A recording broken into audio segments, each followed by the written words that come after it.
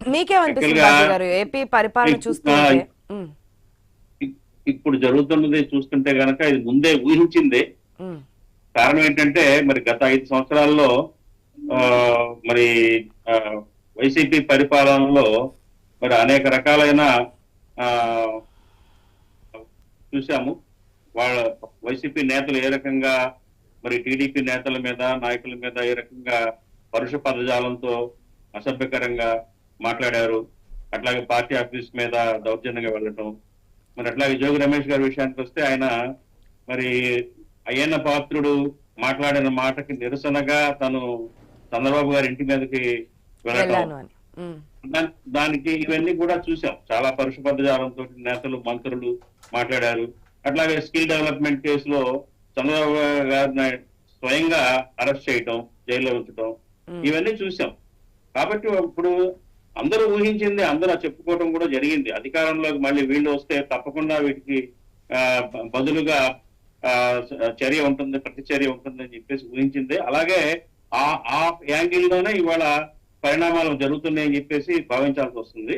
ఉమ్, ఆ, మరి చంద్రబాబు నాయుడు గారి తర్వాత పవన్ కళ్యాణ్ గారు గారండి మరి చెప్పుకుంటూ వచ్చారు. ప్రతీకారాలు ఉండవు, మేము సంక్షేమం కోసమే పనిచేస్తాము, రాష్ట్ర అభివృద్ధి కోసం దృష్టి పెడతామని చెప్పేసి. కానీ జరుగుతున్న పరిణామాలు చూస్తుంటే కనుక మరి ప్రజల్లో ఈ ఈ ఈ ఏదైతే గత ప్రభుత్వంలో జరిగిన దానికి బదులు తీర్చుకోవడం, ప్రతీకారం తీర్చుకోవడం యాంగిల్లోనే పనిచేస్తున్నారు అనిపించే విధంగా ఇప్పుడు పరిణామాలు కనిపిస్తా ఉన్నాయి. మరి ఇది కరెక్ట్ కాదు. నిజంగా తప్పు చేసి అవినీతి చేసిన వాళ్ళని వదలమని చెప్పటం లేదు. అవినీతి చేసిన వాళ్ళని కానివ్వండి, తప్పు చేసిన వాళ్ళని ఖచ్చితంగా శిక్షించాల్సిందే. ఉమ్, కాకపోతే ఆ రకంగా చూసుకుంటూ పోతే ప్రతి నాయకుడు ఏదో రకంగా ఎక్కడో చోట తప్పులు చేస్తూ ఏదో రకంగా పరుష పదజాలంతో మాట్లాడి ఆ, మరి గతంలో టీడీపీ నాయకుల్ని ఇబ్బంది పెట్టిన పరిస్థితులే కనపడతాయి. అలా ఎంతమందినే మనం అరెస్ట్ చేసుకుంటూ పోతాము, ఇది ఆలోచించాలి. ఉమ్, కాబట్టి ఏంటంటే ఇప్పుడు గత ప్రభుత్వం చేసిన దానికి ఈ ప్రభుత్వం చేసిన దానికి తేడా కనిపించాలి కదండి. ఇది వాళ్ళు చేసిందే మనం చేస్తే తేడా ఏముంటుంది రెండు రెండు ఇద్దరికిను. కాబట్టి ఏంటంటే ఇట్లాంటి ధోరణి ఆపేసి అభివృద్ధి మీద ఏదైతే మరి కూటమి ప్రభుత్వం హామీలు ఇచ్చారో ప్రజలకి, ఏదైతే సూపర్ సిక్స్ అని కానివ్వండి, తర్వాత రకరకాల హామీలు ప్రజలకి ఇచ్చి మరి అవి రాష్ట్రాన్ని ఆర్థికంగా అభివృద్ధి చేస్తామని ఇట్లా చాలా రకాలుగా చెప్పారు. కాబట్టి వాటి మీద దృష్టి పెట్టి వాటిని సాధించే దిశగా ప్రభుత్వం పనిచేయాలని చెప్పేసి మా ఉద్దేశం. ఎందుకంటే ఇప్పటికే రెండు నెలలు గడిచిపోయినాయి గవర్నమెంట్ ఫామ్ అయిపోయిన తర్వాత. ఇప్పుడు అభివృద్ధి మేధాలు ఏదైతే వాళ్ళు హామీలు ఇచ్చారో సూపర్ సిక్స్ లో ప్రధానంగా మరి తల్లికి వందనం అన్నారు. తల్లికి వందనం అది ఇంతవరకు దాన్ని ఒక పిల్లవాడికి ఇవ్వాలా, అందరి పిల్లలకి ఇవ్వాలనే దాని మీద వాళ్ళు ఇంకా క్లారిటీ రాలేదు. మరి నారా లోకేష్ గారు అయితే మరి ఆయన అసెంబ్లీలో ఈ పథకాన్ని వచ్చే సంవత్సరం నుంచి అమలు చేస్తామన్నట్టు చెప్పినట్టు మీడియాలో చూసాము. మరి అట్లాగే ఉచిత బస్సు సౌకర్యం కానివ్వండి, అట్లాగే నిరుద్యోగ భృతి 3,000 రూపాయలు నిరుద్యోగులు ఇవ్వటం విషయం కానివ్వండి, అట్లాగే ఏంటంటే ఈ రైతులకి 20,000 రూపాయలు పంటకి సహాయం అందించడం కానివ్వండి, ఇవన్నీ కూడా ప్రధానమైన హామీలు. ఇందులో ఏంటంటే ప్రధానంగా ఏంటంటే రైతులకు ఇచ్చిన హామీ సత్వరమే నెరవేర్చాల్సింది.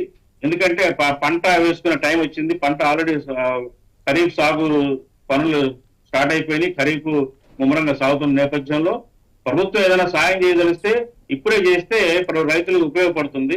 అట్లాగే స్కూల్స్ కూడా క్లాసులు స్టార్ట్ అయిపోయినాయి. ఇప్పుడు ఆగస్టులో ఉన్నాము. మరి తల్లికి వందనం అనేది ఏదో స్కీమ్ ఏదైతే ఉందో అది కూడా మరి ఇంప్లిమెంటేషన్ చేయాలి. అది ఒకవేళ అందరి పిల్లలకి ఇవ్వలేకపోతే కానీ ఈ డెడ్ లైన్ షెడ్యూల్ పెట్టి ఈ షెడ్యూల్ నుంచి ఇస్తాము.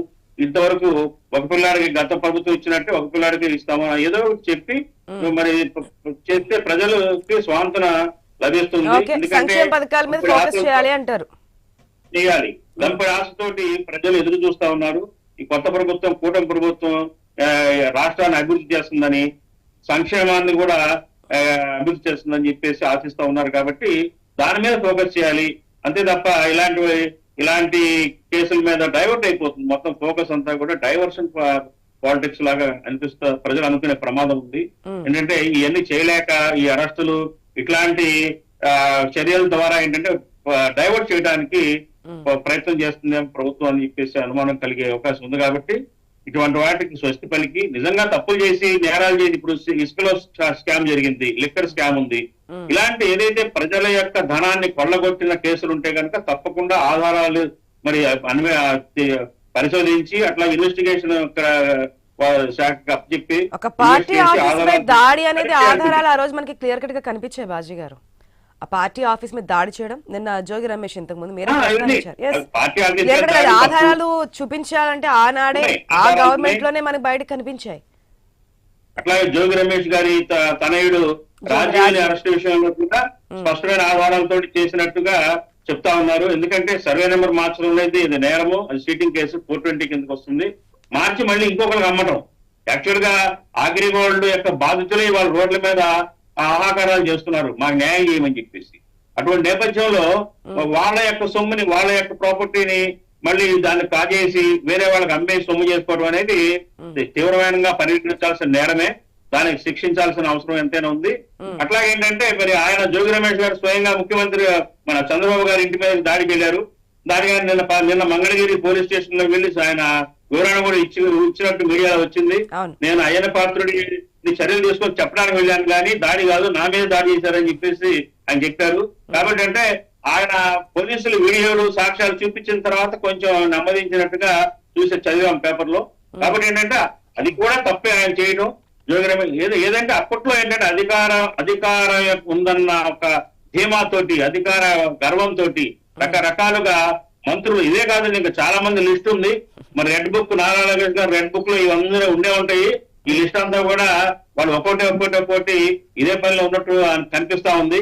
కాబట్టి ఏంటంటే ఇప్పుడు ఏదైతే గత ప్రభుత్వం చేసిన దాని మీద ప్రతి ఒక్కళ్ళని వెంటబడి ఇట్లా చేయడం కాకుండా ఏంటంటే తీవ్రమైన నేరస్తులను శిక్షిస్తే ఫర్దర్ జరగకుండా ఉంటే ఫ్యూచర్ లో ఇలాంటి అరికట్టే అవకాశం ఉంటుంది. కాబట్టి దీన్ని ఎక్కడో చోట ఒక పురుష పెడితే మంచిదని నా ఉద్దేశం. లేదా మళ్ళీ ఫ్యూచర్ లో కూడా ఇలాగే కొనసాగుతా ఉంటాయి ఒకరి తర్వాత ఒకళ్ళు.